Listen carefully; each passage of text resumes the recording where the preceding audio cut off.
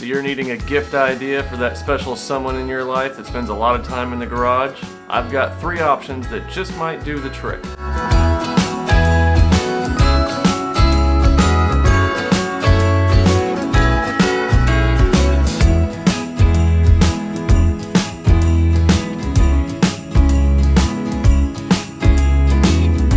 So what I've got today is 3 different rolling, they all have wheels, step stool, creeper, seat type things to make working in the garage a little bit easier.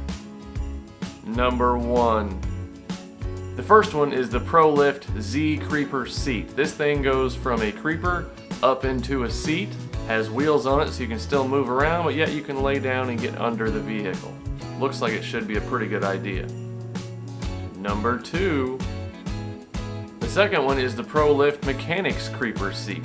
It's just a chair all the time, but it gives you the wheels to move around where you need to. Number 3. And the third one is the ProLift 2-in-1 seat stool combo.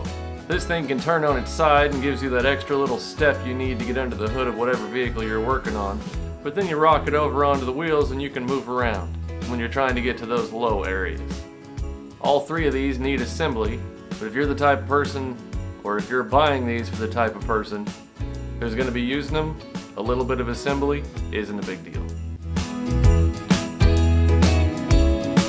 So here we are, all 3 assembled. This one stands up, you can stand on it. Put it down, it's got wheels, you can sit on it and roll all over the place. This one, literally just a seat. Got a little tray down here in the bottom, you can put your stuff into it. And the first option, these are all in the same order the boxes were in. With this one, you have your seat. It flips up like that. You got a little pin right here. Pull that out. And it does drop into a creeper, but it's a bit of a, I don't know, whenever it's up like that, seems pretty stable.